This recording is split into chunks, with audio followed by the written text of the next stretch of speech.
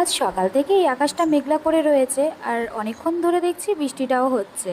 আর আজ যেহেতু বৃহস্পতিবার, আমিও চলে এসেছি সব কাজ সেরে স্নান সেরে পুজো দিতে। আর এখানে বৃহস্পতিবারের পুজো যেহেতু সমস্ত বাসন ধুয়ে নিয়েছি, আর গোপুসোনাদেরকেও স্নান করে সুন্দর জামা পরিয়ে ফুলমালা দিয়ে দিয়েছি। আর বাকি দেবদেবীদেরও আমি সুন্দর করে ফুলমালা দিয়ে সাজিয়ে দিয়েছি। আর ভোগ নিবেদনে দিয়েছি আম, শসা, আপেল আর হচ্ছে লট চমচম। তো এখানেই সমস্ত দেবদেবীদের আর গোপুসোনাদেরকে ভোগ নিবেদন করে দিয়েছি। আর পুজো দিতে দিতে দেখি বৌজি আমার এখানে জামা কাপড়ের উপরে এসে শুয়ে পড়েছে। তো এখানে আমি পুজো করে নিচ্ছি, সমস্ত ভগবান দেবদেবীদের আমি আরতি করে নিলাম। করে নেওয়ার পরে এখানে ঘন্টা বাজিয়ে শঙ্খটাকেও আমি বাজিয়ে দিলাম। আর আজ যেহেতু লক্ষ্মীবার, তো পাঁচালি তো পড়তেই হবে। আমিও তার জন্য বসে পড়েছি পাঁচালি নিয়ে, হাতে দুব্বো আর ফুল নিয়ে পাঁচালি পড়তে।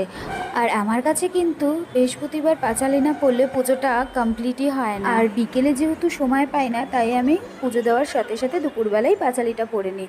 আর এখানে পাঁচালি পড়া হয়ে যাওয়ার পরে ঠাকুরের সিংহাসনে যে সিঁদুর রয়েছে সেটা আমি একটু মাকেও পরিয়ে দিই, মানে মা লক্ষ্মীকে। আর আমি একটু নিজে পরে নিই আর গুজিকেও পরিয়ে দিই। তো এখানে আমার পুজো দেওয়া কমপ্লিট হলো। আর এই যে আমি আবারও একবার গোপুসোনাদেরকে আর বাকি সব দেবদেবীদের দর্শন করিয়ে দিলাম আর জায়গাটা একটু পরিষ্কার করে নিলাম। জয় গোপাল, হর হর মহাদেব, সবার দিনটা খুব ভালো কাটুক।